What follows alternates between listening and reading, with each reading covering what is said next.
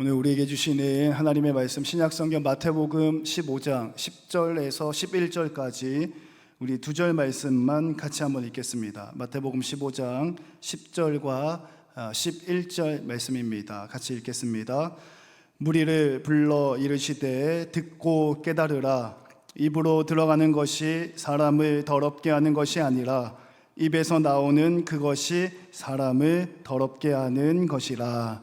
아멘. 할렐루야. 우리의 자리에 앉으시면서 옆에 계신 성도님들, 지체들 바라보면서 빵긋빵긋 웃으셔야 돼요. 우리 담임 목사님 아주 강조하는 겁니다. 빵긋빵긋 웃으시면서 옆 사람 바라보시면서 사랑합니다, 사랑합니다, 사랑합니다 인사하겠습니다. 시작. 사랑합니다, 사랑합니다, 사랑합니다. 우리 다시 한번 이렇게 인사하겠습니다. 당신이 있어서 참 좋습니다. 시작. 당신이 있어서 참 좋습니다. 아멘. 오늘은 좋은 마음을 품으라 라는 제목으로 하나님 말씀을 선포하겠습니다. 태국 단기 선교 신청을 이제 마감을 했습니다. 처음에는 한 2분 정도 신청을 하셨어요. 그래서 이거 너무 신청자가 없어서 어떡하나 염려를 했는데요. 시간이 가면서 그 2분 장년부 부부신데요. 그분이 첫 번째로 신청을 하셨고, 그 다음에 신청한 청년들이 있는데 군인들, 군발이들 주한이하고 민규가 요즘은 전화가 되나 봐요. 군대에서 어떻게 소식이 우리 청년들보다 소식이 더 빨라요. 전화 와서 혹시 마감됐냐고, 엊그제 광고했는데 이틀 뒤에 전화 와가지고 마감됐냐고 이렇게 물어보더라고요. 그래서 우리 청년들, 군대에 있는 청년들도 맞춰서 같이 가게 될 것 같아요. 여러분, 이제 주한이하고 민규가 군대에 있지만 우리 남자들은 많이 경험을 하죠. 이제 군대에 가게 되면 훈련소에 이제 입소를 딱 하잖아요. 훈련소에 입소를 하게 되면 이렇게 부류를 좀 나눕니다. 누가 나누냐면, 어떻게 나뉘어지냐면, 여러분 요즘도 그러나는 잘 모르겠는데요. 혹시 여호와의 증인들이라고 들어보셨어요?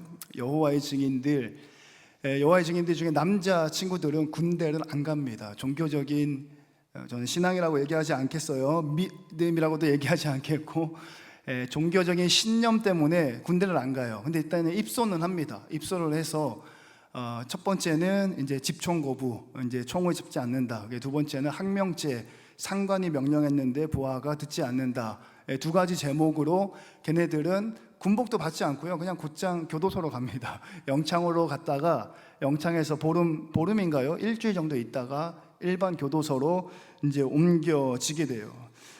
교도소 생활을 하게 되는 거죠. 왜 그런지 잘 모르겠어요, 그 친구들은. 교도소에 가게 되면 온갖 범죄자들이 다 많이 모여 있잖아요. 사기친 사람부터 시작해가지고 살인하신 분도 있고 여러 가지 범죄자들이 있는데, 우리가 영화에서도 많이 봐서 알겠지만 그 교도소 안에서도 사고를 치게 되면 옆 사람하고 다투거나 싸우거나, 교도소 안에서도 사고를 치게 되면 또 교도소 내에도 이제 독방이라는 게 있잖아요. 이 독방, 지하에 컴컴한데 영화를 우리가 많이 봐서 알잖아요, 그죠? 이렇게 끌려가고 빛도 안 들어오고 화장실도 없는 그런 독방에서 10일 또는 30일 이렇게 지내야 돼요. 그러면 혼자 그 자리에 있게 되는 거죠. 근데 여러분, 혼자 그 자리에 있는다라는 측면에서 바라봤을 때 오늘 설교 제목하고 이제 연관이 있는 내용인데요. 감옥에 독방에 있는 사람도 혼자 있고요, 산속에 수도원에 혼자 있는 사람도 혼자 있어요. 근데 감옥과 수도원의 공통점은 세상으로부터 고립되어져 있다는 거에 공통점이 있고, 떨어졌다는 거에, 혼자 있다는 거에 또 차이점이 있는데요. 차이점은 뭐냐면, 감옥의 독방에 갇힌 사람은 그 마음이 불평과 불만과 시기와 질투와 캄캄한 마음으로 가득한 반면에, 산속에나 또는 인적과 떨어진 수도원에서 혼자 있는 수도사 또는 누구든지 간에 그 사람의 마음에는 감사하는 마음이 있다라는 거예요. 똑같이 고립되어져 있고 떨어져 있고 혼자 있음에도 불구하고 그 마음속에 가지는 마음의 자세가 다르다라는 거예요. 다시 이야기하면, 이 마음을 바꾸게 되면 내 지금 비록 지난날의 실수로 인해서 감옥 안에 육신이 매여 있으나 그곳은 수도원이 될 수도 있고, 다른 말로 얘기해서 내 비록 수도원에서 혼자 감사하는 마음으로 수도 생활을 하지 못하고 불평한 마음이 있다면 그곳이 아름다운 자연 경관이라 하더라도 그곳은 그 사람에게 감옥과 같은 장소가 될 수 있다라는 거죠. 자, 그러면 우리가 예배 드리러 나올 때에 여러분들은 어떤 마음을 가지고 나와야 하겠는가라는 질문으로 이어집니다. 여기에 그래도 오늘 많이 오셔서 고마워요. 왜냐하면 금요일, 토요일, 일요일, 월요일까지 황금 연휴잖아요.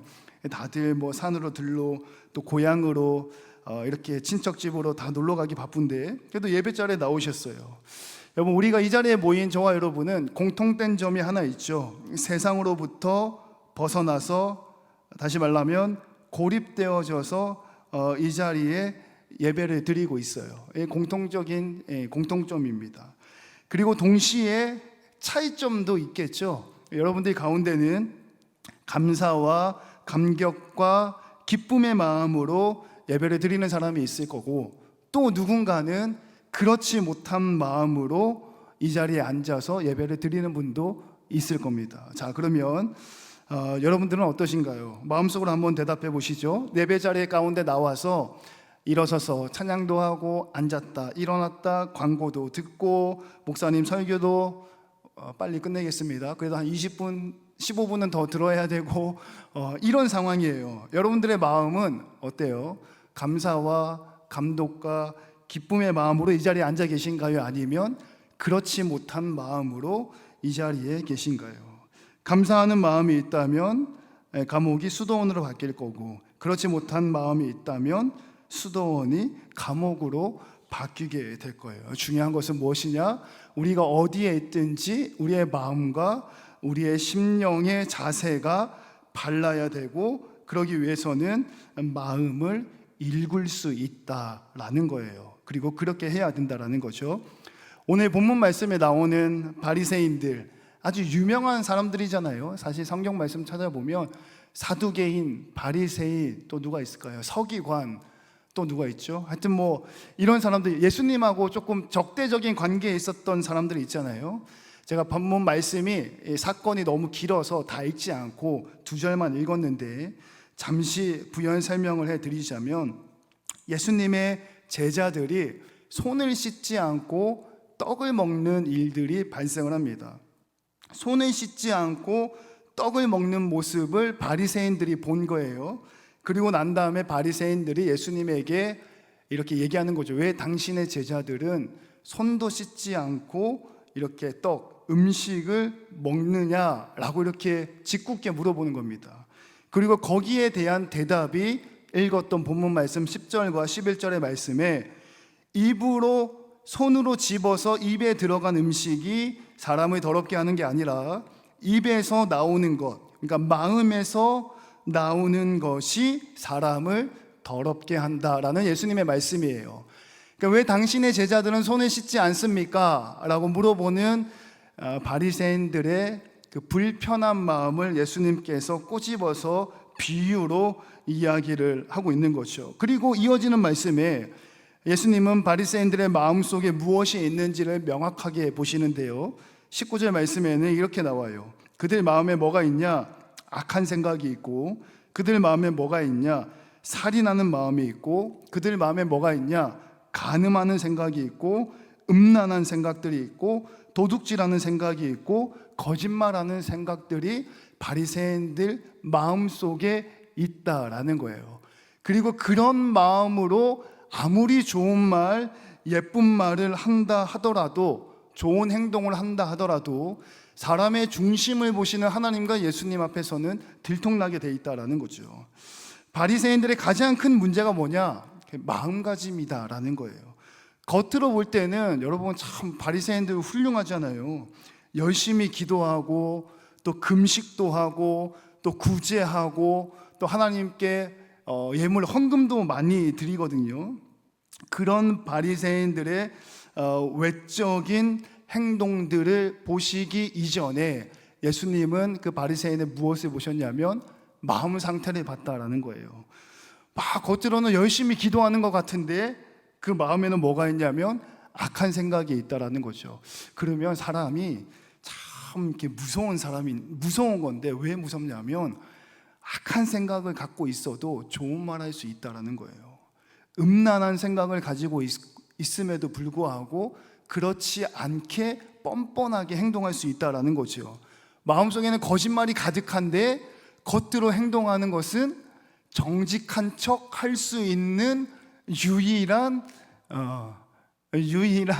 생명체가 사람이라는 거예요. 짐승은 그렇게 못하거든요. 예수님이 그 모습을 본 거예요. 열심히 기도하고 열심히 금식하고 헌금도 많이 하고 구제도 많이 하는데요, 남을 많이 돕는데요, 예수님은 그 바리새인들의 그 마음속에 악한 생각, 살인하는 마음, 음란한 마음, 도둑질하는 마음, 거짓 증거하는 마음을 예수님이 본 거예요. 그리고는 호통을 치고 있는 거죠. 여러분, 사람이 사람을 속일 수는 있지만 사람은 하나님을 속일 수 없어요. 그리고 저와 여러분은 하나님의 그늘 아래에 믿음 생활, 신앙 생활 하기로 나오기로 작정한 사람들이에요. 그렇다면 우리는 절대 하나님을 속일 수 없다라는 마음을 가져야 됩니다. 여러분, 이스라엘의 두 번째 왕이 누구죠? 어렵지 않죠? 누구예요? 다윗이죠, 그렇죠? 첫 번째 왕은 사울이고 두 번째 왕은 다윗인데, 다윗을 하나님이 두 번째 왕으로 세울 때에 사무엘 선지자를 보내서, 다윗의 아빠 이새잖아요. 이새를 만나서 그 시골의 작은 동네였는데 아들 8명을 쭉 이렇게 세워놓고 그 사무엘 선지자가 첫째 아들을 딱 보고 뭐라고 느끼냐면 키도 크고 얼굴도 붉고, 그러니까 이제 외모가 잘생겼다는 거예요. 외모도 잘생기고 키도 크고 등치도 좋고 남자답고 다부지게 생긴 거죠. 사무엘 선지자는 그 첫째 아들이 과연 하나님께서 선택한 다음 왕이다 마음속으로 생각을 했어요. 근데 그런 선지자에게 하나님 뭐라고 얘기하시냐면, 사람은 외모를 보지만 나 여호와는 어디를 본다 그러시죠? 마음의 중심을 본다. 그리고 하나님이 그 중심을 본다는 게 어떻게 딱 드러나냐면, 다윗의 인생이 얼마나 괴로웠어요, 그죠? 얼마나 고생 많이 했잖아요, 그죠? 사실 다윗이 첫 출발점부터 뭔가 잘못된 거예요. 무슨 말이냐면, 사무엘 선지자가 다윗에게 기름 부어서 왕으로 세웠을 때 첫째 왕 사울이 살아있을 때예요, 죽었을 때예요? 살아있을 때잖아요, 그죠? 왕이 있는데 왕을 또 세운 거란 말이에요. 무슨 말이죠? 반역이죠, 반역. 정치적으로 보면 반역이죠. 왕이 있다가 왕의 자리에서 물러나서 다음 왕을 세운 게 아니라 왕이 살아있는데 다윗이 다음 왕으로 추대됐던 거란 말이에요. 하나님의 입장에서 봤을 때는 자연스러운 섭리나 다윗의 개인적인 인생사를 봤을 때는 출발부터 꼬인 거란 말이에요. 출발부터. 그러니까 사울 왕이 다윗을 좋아할 수가 없어요. 미워할 수밖에 없어. 계속 쫓겨다니잖아요. 계속 도망다니잖아요. 그리고 도망다니는 사람들 속에 우두머리가 되는데, 자기 주변에 모여있던 400명도 다 어떤 사람이에요? 마음이 가난하고 도망다니는 사람들이고 뭔가 미움받는 사람들이만 그 주변에 우글우글하죠.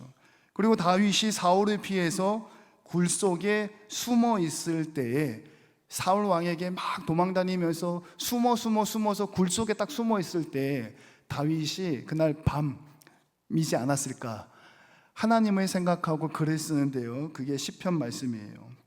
그 시편 57편 말씀인데, 여러분 기억에 다음에 한번 꼭 읽어보세요. 인생에 고난이 있을 때, 하나님이 도대체 어디 있는지 모르겠다라고 고개가 절레절레 흔들어질 때, 여러분 그럴 때 있잖아요. 청년부 담당하면 참 어려운 게 한 3가지 정도 있어요. 첫 번째, 고3에서 올라온 친구들, 대학 못 가는 친구들이 있거든요, 그렇죠? 참 마음이 어려워요. 두 번째, 취업 준비를 1년, 3년, 5년, 10년째 하는 친구들이 있어요. 마음이 참 힘들어요. 취업만 하면 다 된 것 같지만 결혼도 해야죠, 그렇죠? 목사님처럼 말 잘 듣는, 목사님 딸처럼, 목사님처럼이 아니라 말 잘 듣는 예쁜 자녀들도 낳아야 되는데, 결혼의 문제가 쉬 풀리지 않는 부분들을 보면 참 마음이 불편해요. 어려워요. 기도가 절로 나오죠. 다윗이 그런 과정 가운데 있었어요. 하나님이 도무지 없다라고 느껴지는 과정에 굴 속에서 그 딱딱한 바위를 베개 삼아 누워 하나님을 생각하며 쓴 시가 시편 57편인데, 그 7절 말씀에 뭐라고 나오냐면 내 마음이 확정되고 내 마음이 확정되었사오니 내가 하나님을 노래하고 내가 하나님을 찬송하겠습니다 라는 고백을 하는 거예요. 과연 하나님이 사람을 외모로 보지 않고 그 마음의 중심을 보셨다라는 거예요. 여러분, 다윗의 인생은 평탄하지 않았어요. 목사님 처음 얘기한 것처럼 왕으로 기름 부음 받는 그 순간 정치적으로는 반역자로 인생이 출발을 하죠. 늘 배신을 당하고요. 늘 전쟁이 항상 함께 했고요. 이제 사울 왕이 죽고 이제 다윗이 이제 왕이 되어야 되는 상황에서도 당연히 다윗이 왕이 되어야 되는데 다윗과 다른 세력에 있던 사람이 내가 왕이요 이렇게 얘기하고, 왕이 돼서 궁이 편안한 시간을 보내는 것처럼 보냈는데 아들이 반역하고, 또 쫓겨나잖아요. 궁에서 쫓겨나잖아요. 아빠는 또 자리를 비켜주잖아요. 그러면 또 아들이 반역해서 왕의 자리에 올라와서 그 왕의 일들을 이렇게 채워가는 모습들. 늘 배신당하고 늘 전쟁 가운데 사람이 죽는 거예요. 피가 늘 이렇게 평안할 때, 다시 얘기해 볼까요? 내가 원하는 대학에 들어갔을 때, 그리고 내가 원하는 직장에 취업했을 때, 내가 원하는 사랑하는 사람을 만났을 때, 경제적으로 부유할 때, 마음에 불편이 없을 때, 주변의 사람들이 다 나를 좋아할 때, 내가 실수해도 다 품어줄 때, 그때 좋은 마음 품는 거는 어렵지 않아요. 자동적으로 그렇게 되는 거죠. 여러분, 여름 휴가 다들 어디로 가세요? 뭐 외국으로 나가고 싶기도 하고 여행도 가고 싶기도 하고 좋아하는 연인과 또는 가족들과 시간 보내고 싶은데 뭐 현실을 돌아보면 뭐 시간도 없고, 그렇죠? 제일 중요한 건 돈도 없잖아요, 그죠? 근데 회사에서 여러분들에게 15일짜리 휴가를 내주고 또 휴가를 내주면서 휴가비로 500만 원씩 지급해주고 부모님이나 지인들이 뭔가 이렇게 서포트해주면 뭐 기분이 좋아질 수밖에 없는 거 아니겠어요? 좋은 마음이 생길 수밖에 없는 거죠. 사울 다음으로 모두에게 축복받으면서 다윗이 왕으로 즉위를 했다면 좋은 마음 품는 거 어렵지 않아요. 축복받으면서 왕이 됐잖아요, 그렇죠? 근데 기름 부음 받는 그 순간부터 다윗은 반역자였고 왕에게 찍혀서 일평생을 도망 다녔고, 왕이 됐더니 자기 아들이 자기를 배신하고 궁에서 쫓겨나야 되고, 그리고 늙음하게 뒤에 이야기를 읽어보면 그 일평생 자기를 괴롭혔던 몇몇 인물들이 있어요. 여러분, 다윗이요 그렇게 마음이 넓은 축에 속하지는 못하는 것 같아요. 자기를 괴롭혔던 사람들이 몇 명 있거든요. 시므이를 포함해서. 죽기 전에 하나하나 다 이야기합니다. 뭐라고 얘기하냐면 저 시므이 절대로 그냥 죽이지 마라. 다 죽이라는 거지. 나한테 잘못했던 사람들 그 이름을 하나하나 다 일일이 다 열거를 해요. 이게 무슨 말이냐면 그 인생이 평안하지 않았어요. 평안한 게 아니라 불평하고 어려운 이야기예요. 그러니까 다시 말하면 좋은 마음이 생기기에는 합당한 환경이 아니었다라는 거예요, 다윗의 인생에서.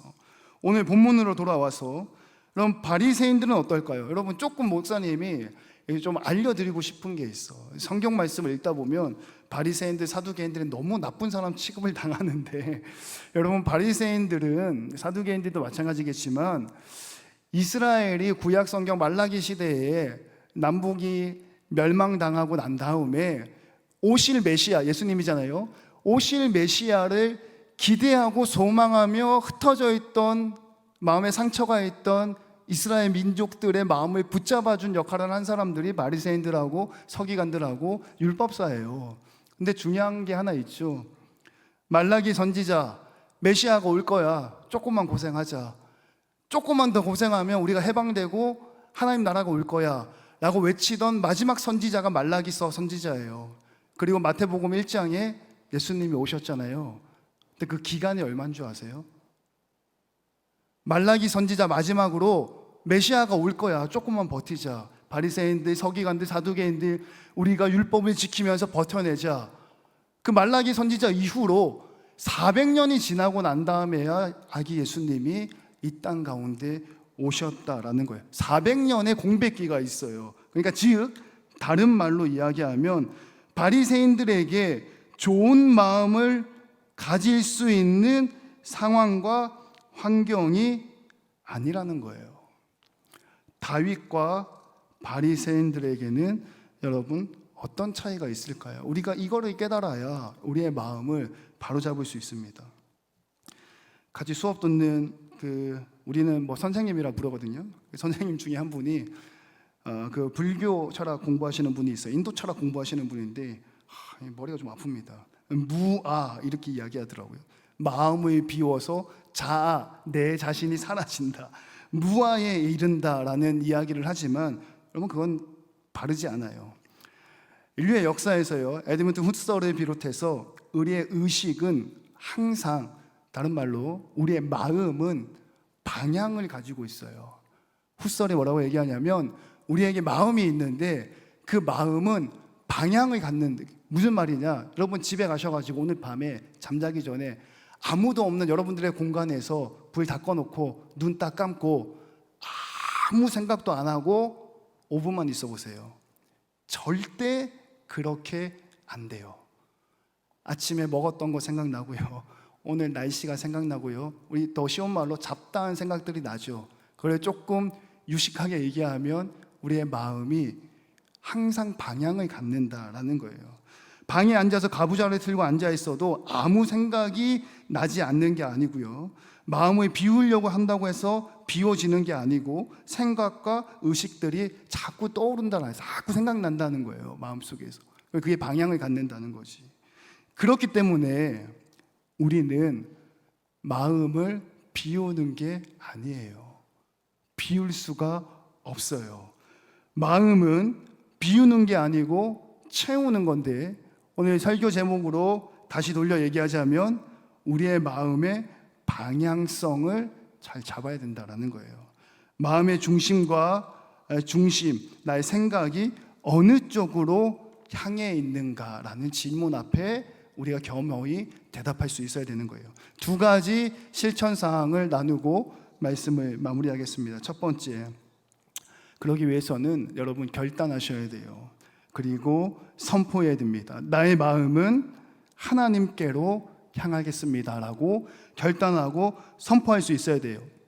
그렇게 사울에게 쫓겨다니면서 굴 속에서 차가운 곳에서 누워 하나님을 생각할 때 도무지 감사와 찬송이 나오지 않은 다윗의 입에서 무슨 고백이 나왔냐? 내 마음을 확정했습니다. 내가 하나님을 찬양하고 노래하기 위해서 확정했습니다라는 고백과 결단이 있은 것처럼 오늘 우리가 좋은 마음 품기 위해서는 먼저 결단과 고백, 선포가 필요하다라는 사실이에요. 그리고 두 번째는 그런 결단이 있었으면 그 다음으로는 훈련이 있어야 된다라는 거죠. 여러분 수레바퀴 아래서라는 소설책 혹시 읽어보셨나요? 그 책의 주인공이 공부를 참 잘해요. 독일의 작은 마을에 사는 친구인데, 그래서 결국은 독일의 유명한 신학교에 입학을 하죠. 입학을 해서 처음에 공부를 애법 잘 했어요. 근데 친구를 잘못 만났다 그러잖아요. 보통 친구를 잘못 만나서 공부하는 시간이 점점 줄어들었어요. 결과가 뭔지 아세요? 너무 쉽죠? 성적이 점점 줄어들어요. 그래서 어떤 상황까지 오게 되냐면 교장 선생님한테 불려가죠. 불려가서 상담을 받아요. 하다 못해 공부하는 시간이 줄어들면 성적이 줄어드는 거예요. 여러분, 우리의 마음이 하나님께로 향하기로 작정했으면 훈련하는 시간이 줄어들면 그 마음의 방향은 다른 데로 가는 거예요. 먹거리, 놀거리, 연인, 애인, 여행, 돈 쓰는 것, 치장하는 것, 무언가를 사는 것, 남자들 운동하는 것, 그런 방향으로 우리의 마음이 갈피를 못 잡는 것이요. 하나님을 향한 마음의 훈련이 필요한데 예배하고 전도하고 찬양하는 훈련, 그 훈련은 반복이라는 사실을 깨달았으면 좋겠어요. 여러분 말씀을 마무리하겠습니다.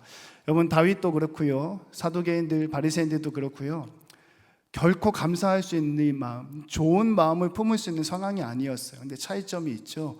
결정하고 선포하고 훈련을 했느냐, 그렇지 않았느냐. 바라고 원하기는 우리 예수청년교회가 좋은 마음, 하나님을 향한 마음 갖기로 선포하고 예배하는 자리. 그래서 오늘 목사님이 그렇게 얘기했잖아요. 개근상, 정근상 굉장히 의미 있다.